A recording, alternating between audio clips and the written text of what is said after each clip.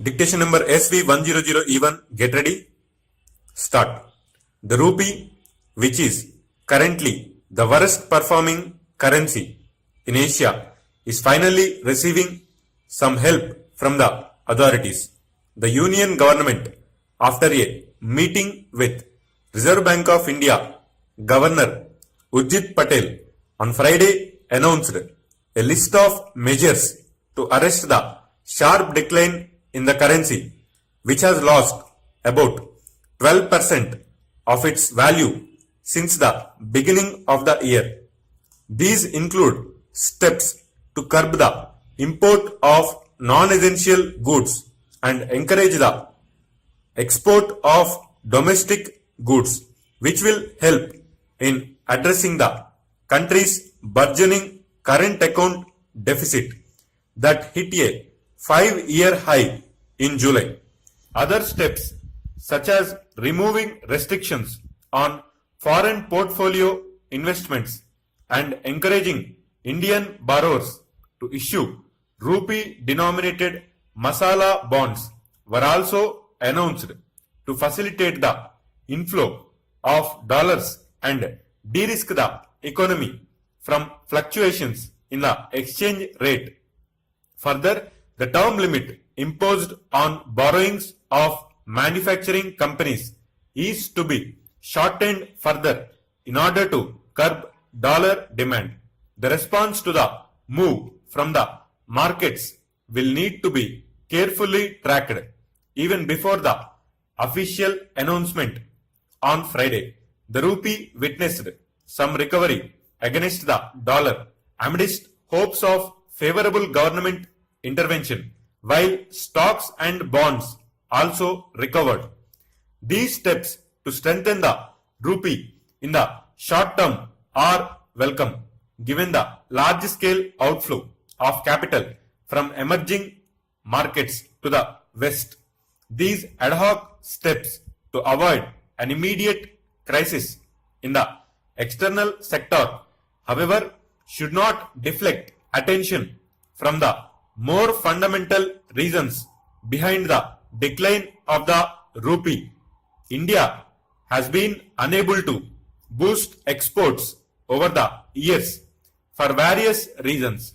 At the same time, it has been unsuccessful in finding sustainable domestic sources of energy to address the over-reliance on oil imports. This has meant that the rise in the price of oil has traditionally exerted tremendous stress on the current account deficit and the currency, as is happening now. The government needs to think of a long-term plan to boost exports, preferably through steps that remove policy barriers that are impeding the growth of export-oriented sectors in order to find a sustainable solution to the problem of the weakening rupee. The depreciating rupee is also a symptom of persistently higher domestic inflation in India over many decades. For example, in line with vastly different inflation rates in India and the US, the rupee has lost about 60% of its value in the last 10 years against the dollar. So, this problem cannot be addressed without drastic changes in the style of monetary policy conducted by the RBI, which is an unlikely proposition.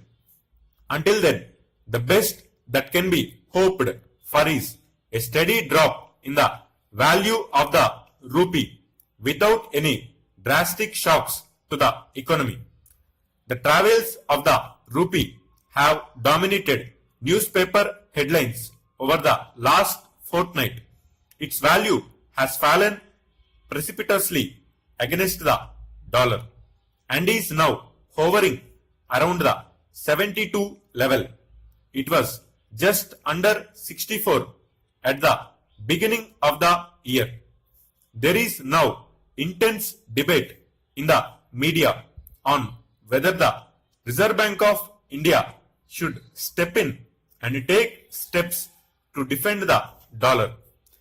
Finance Minister Arun Jaitley has rightly observed that external factors are the cause, in particular global capital and perhaps currency speculators have been flocking to the American economy. This is not really surprising because the US economy has become a very attractive option. Some months ago, US President Donald Trump announced a massive decrease in corporate tax rates.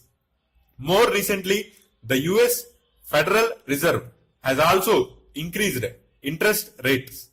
The icing on the global investors' cake is the booming US economy. Not surprisingly, the dollar has appreciated sharply against practically all other currencies too. For instance, it has moved up against both the euro and the pound. Developing economies are typically even harder hit since global portfolio investors tend to withdraw from these markets, perhaps because their economic or political fundamentals are relatively more unstable. Countries such as Turkey and South Africa have experienced significantly higher rates of devaluation than India. A long time ago, the standard or textbook prescription for countries with severe balance of payments deficits was to devalue their currencies. The underlying rationale was that devaluation decreases with the price of exports in foreign countries and so provides a boost to exports by making them more competitive. Correspondingly, imports become more expensive in the domestic economy, in turn reducing the volume of imports. Unfortunately, this seemingly plausible reasoning does not always work. For instance, if several countries are devaluing at the same time, as it seems to be happening now, then none of these countries benefit from their exports being cheaper abroad.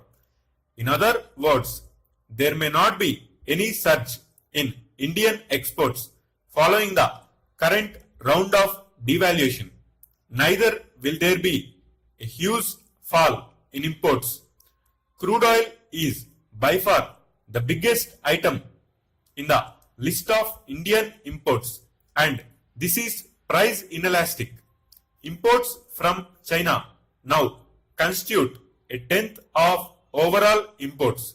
Since the yuan has also depreciated against the dollar, there is not much reason to believe that Chinese imports will be costlier than earlier.